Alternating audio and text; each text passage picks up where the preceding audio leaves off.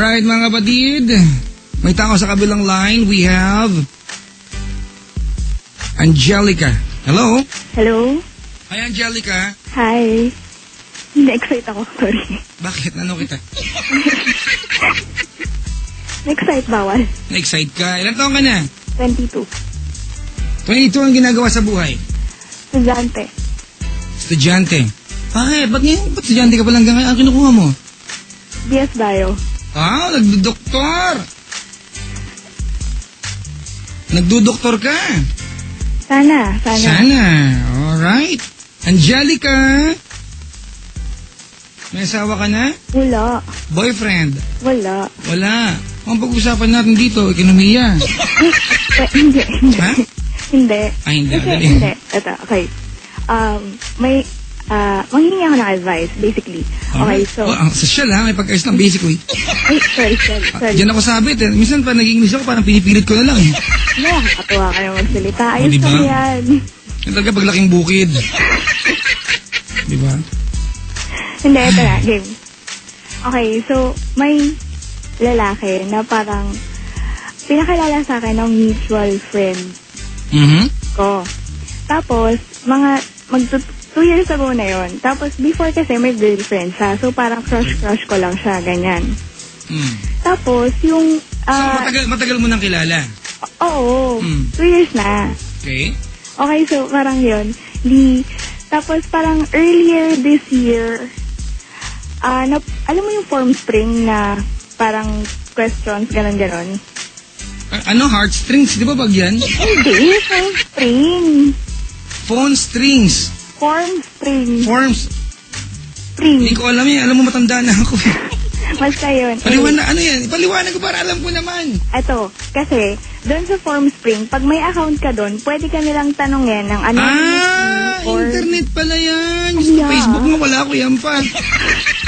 Parang kamprag ba yan, ganon? Ay, hindi. Ha? Kadiri.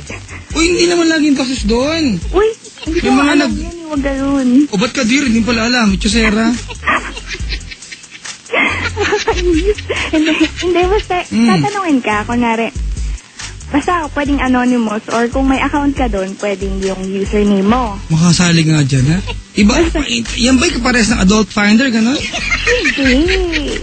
May mga ganyan, di ba? Pag nag-logon ka sa website, bigla may magpa-pop up na join adult finder.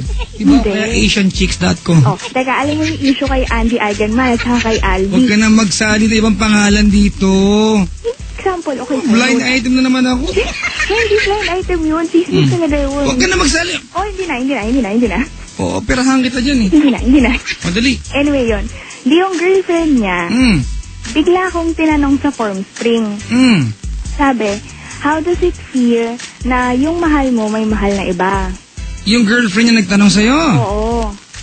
Sumagot ka naman. Sabi ko, you're deeply mistaken, dear. Ginanon ko siya kasi hindi naman. Wow, deeply mistaken.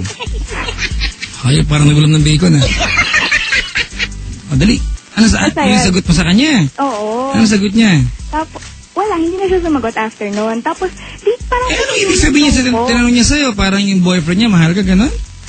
Oh, hindi. Yung mahal ko daw, yung boyfriend niya. Parang gano'n. Kasi matagal lang yung pinapalabas na gano'n. Even though na, alam mo yung hindi ako yung nagte-text dun sa guy.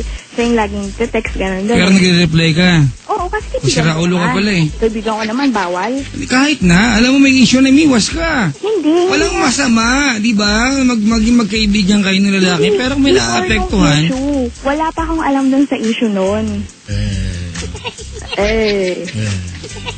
Tapos? Yun. Tapos parang, kung ano yung dugo ko, ngayon, tinext ko yung guy, sabi ko, pakisabi nga sa girlfriend mo na ganyan. Tapos sabi niya, hiwalay na kami. Ha? Kasi, hindi lang pala ako yung ginanon ng girlfriend niya. Ay, naku talaga yung, wow, mga war freak na yan. May pagka-paranoid yung babae. Hindi sinabi siya. Basta yun, hindi lang pala ako, so kaya siya nakipag-break kasi, marami naman siya talagang kaibigan, both na lalaki at babae. Tapos parang nakahasal na siya na ginaganon siya ng girlfriend. So nakapag-break na siya. Alright. So anyway, after nilang mag-break... Pero wala namang masama sa tinanong sa'yo, di ba? Wala. Actually. Kaya nga sinagot ko lang siya ng ha-ha-ha. Although insinuating yung pagkakatanong, Di ba? Kung naapektuhan ka, malamang guilty ka. Pero anong tanong ulit sa'yo? How does it feel na yung mahal mo may mahal na iba? Oh, yun, di ba? Oo. Tinanong ka lang naman bakit subjective ka? Ha? Ba't affected ka? Hindi, kasi nakakapikon na, kasi one time, parang hinarang niya yung friend ko before. Na parang nakakaloko kasi sabi niya, uy, di ba friend mo yung friend ng boyfriend ko? So meron ng history talaga yung galit niya sa'yo. Oo, so parang ako, nung time kasi na ginawa niya sa friend ko, hindi na kami masyadong nag-uusap nung boyfriend niya. Tapos, nung tinanong niya ako sa Form Spring, parang ako, hello, sabi ko dun sa boyfriend niya, hindi na nga tayo nag-uusap, hindi na nga tayo magka-text, bakit may ganun pa? Bakit pa niya ako ginugulo ng ganyan? So, get. Tapos yun, so after nila mag-break, parang, okay, pwede na ulit ako makipagkaibigan sa kanya, ganyan, di ba? Mayroon ka talaga interest. Malinis ka pa eh. Hindi, pero walang issue kasi Napikong ka sa tanong sa'yo kasi alam mo, meron ka talaga nararamdaman. Pero hindi naman kasi... Sige, mag-plastikan tayong dalawa dito. Hindi na. Wala lang ako sinabi. Diba? Kaya ka naapektuhan ng ganyan kasi meron ka talaga nararamdaman nun sa boyfriend niya. At kung ikaw... Teka lang! Okay, sige. At kung ikaw man yung girlfriend at alam mo naman nagpapakit sa boyfriend mo, malamang ginawa mo din yun. Nag-gets mo yung point? Hindi kasi... Sabi mo lang yan kasi ikaw yung third, yung kumbaga nagiging issue. Hindi, pero before pa. Parang paranoid talaga yung girl kahit sa sinong kaibigan niya. Sige, tuloy mo. Ay, may nag-text. Papa Jack, Inglesera yung caller mo. Mag-English ka din. Wag. Mga ni-English ko yung mga sumasabit para ako kunyari magaling. Pag magaling, wag na lang. Yun, edi after nila mag-break, parang... nagpa-cute ka. Hindi ako nagpa-cute. Parang same lang din. Plastic. Hindi ako nagpa-plastic. Bakit ako nagpa-plastic? Ano naman sense nun? Sige. Yun. Di parang, lumalabas kami, pero mga once a month lang ganun. Hindi mo masyadong madalas. Alright. Pero pag lumalabas kami, parang, iba. Gets? Paano iba? Iba eh. Hindi ko na-gets. Paliwanag mo sa akin. Hindi, alam mo yung nafe-feel mo na may something. Ay, sorry. Ano yung something? Dali. Masaya yung parang, kasi pag lumalabas kami, parang bago umalis, oh, pahag nga, ganun. Ganun. Basta ganun. Tapos yun, edi syempre, bilang crush ko na nga siya and all, before pa, parang natutuwa naman ako, ganyan. Papahag ka naman. Oo naman. Wala, kasi marami akong guy friends talaga. Lahat sila hinahag ko. Okay, ganito, Angelica? Itutuloy ko itong usapan na to. Just promise me huwag kang plastic sa akin. Promise. Kasi imagine mo sinabihan ka nung girl, how does it feel na yung may mahal na iba, tama? Oo. Ano sagot mo? You're deeply... mistaken. Hindi naman siya mistaken, tama siya eh. Uy, hindi Hindi di ba gusto mo yung guy? Gusto ko. Mistaken ba siya? Crush ko. Utot mo, Blue. Nyari ka pa. Kaya ko ng plastic na kausap. Hindi talaga. Nakakapikon di ba? Nag-iwala na sila at lahat. Di ba? Okay na sana na maging honest ka. Kakausapin kita na matino, wag kang plastic. Kaya ko na sinungaling dito. Di ba? Ganito alright, Angelica, ilagay mo kasi yung sarili mo sa kanya. Ikaw man yung girlfriend, malapit na kayo maghiwalay, lahat ng pwedeng threat sa relasyon nyo, aawain mo talaga. Maisave lang yung relasyon. Tapos plastic mo siya, you're deeply mistaken. Hindi naman totoo. Tapos after nun, di ba, lumalabas ka kasama nung guy. O di tama siya. Pwede mag-explain? Pwede naman. Wala lang. Parang hindi kasi pwede. Nagkape lang kasi ako, sorry. Hindi. Kasi nga, hindi lang ako yung ginanon niya. Angelica, wag mo nisali ibang tao dito, alright? Ang point, pag-usapan natin meron sa inyong dalawa ng guy. Alright? Tinanong ka nung girl. Legit yung question niya, di ba? Napaka-legitimate na question niya, di ba? Oo. Napaka-legit na question. Anong pakiramdam pag yung may mahal na iba? Yung sagot mo, may mali siya, di ba? You're deeply mistaken. Hindi kami pagbintangan, tinanong ka niya eh. Tama, mali? Tama. Sige mo, sira ulo ka? Ha? Teka lang, ano na to? Nakikinig ka ba o oo ka lang? Hindi, nakikinig ako. Kaso, Alright, tinanong ka niya, tama? Oo. Okay, yung tanong niya, napaka-legitimate naman, di ba? Hindi ka niya pinagbintangan, tinanong ka lang niya. Tama, mali? Tama. Yung sagot mo, defensive, tama, mali? Mali. Paano magiging defensive yun? By that time, hindi naman talaga. Okay, ganito. Angelica, alright, ikaw ang nagsabi sa akin 2 years ago. Para maalala mo at may consider mo yung 2 taon na kalipas, may something. Okay. Diba? Kapusang gala naman. Paano tayo mag-uusap kung paplastikin mo ako dito? Sige na, hindi na. Paka-plastic mo eh. Alam mo, Angelica, ano, wala namang talagang bearing sa akin to, di ba? Awayin kita o hindi, di mo na ako yaman sa'yo eh.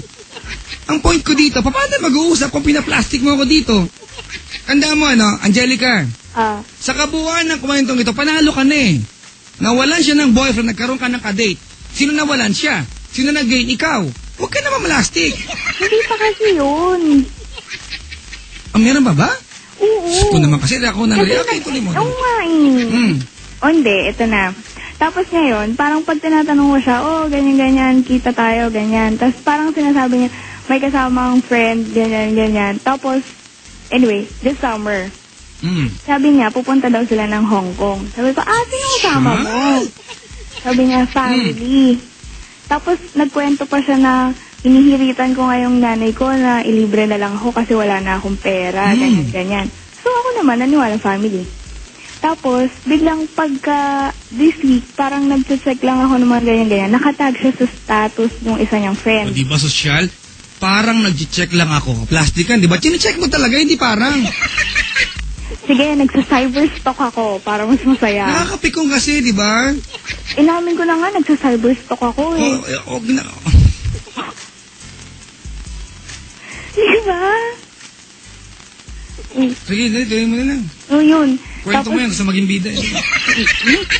Dali. Hindi, yun nga yung nakita ko na friends niya yung kasama niya. Tapos yung certain na nag-status na yun, yung girl na yun, parang madalas na niyang kasama at yun yung madalas niyang pinipicturan lately. Sino yung girl na yun? Sa klase niya. So iba pa yung girl na? Ex niya, wala na yun. Wala na yun? Oo.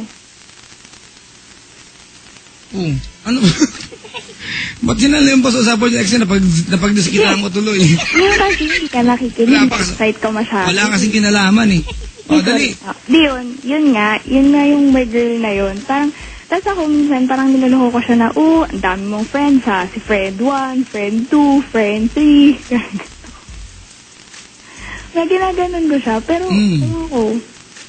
Kasi, parang iba siya pag magkasama kami, tapos iba siya pag hindi na kami magkasama. Syempre lalaki yan eh. Diba? Lalaki ang gagawin ko. Ha? Ang gagawin ko. Tigilan mo ka kapangarap. Pangarap lang talaga. Angelica naman, malinaw naman di ka gusto lalaking yan eh. Nakipag-date ka na sa kanya ilang beses, tama? Once a month. Diba? Oo. Given sa kanya gusto mo siya eh. Kung gusto kanya, di malamang kayo na. Dahil hindi kanya gusto, diba? Sabi ko na, may purpose kaya ako tumawag sa'yo eh. Sabi ko na eh, nagpapakataka ka sa mga lalaki yan eh. Alam mo, actually, kaya lang talaga ako tumawag sa'yo. Kailangan ko ng unbiased opinion. Ay, hindi bias ako. Hindi kasi lahat ng mga kaibigan ko, sinasabi nila, hindi, gusto ko noon, ganyan-ganyan. Parang ako, nalilito na din ako, kaya gusto ko ng someone na from the outside. From the outside, ano? Ano, kaluluwa ako? Hindi ka na. Ganito, sino ba nangihialam dyan? Pinsan ko. Meron ba kayong drum? Lumubog ka daw muna Lubog sa siya muna drum. doon, lutang siya bukas ka mo. Ayan, nasabihan ka tuloy. Ang pangalan niyan? Jerome. Ayan. Pasok ka ng banyo, punin mo yung bawal, ha? Para 3 araw ko may ginagawa. Angelica! Baka na-turn off sa'yo kasi plastic ka. Hindi, Di ba, alay mo lang, sinasabi ko lang. Paano naman ako? Issue na naman to dun sa ex niya, hindi nga naman kasi. Bakit ka affected sa ex? Nainis kasi ako. Okay. Nakakabwisit yung babaeng yun. Nainis ka kasi na-pinpoint niya na tama yung hinala niya. Gusto mo yung boyfriend niya. Hindi lang ako ang ginanon niya. Okay, Angelica.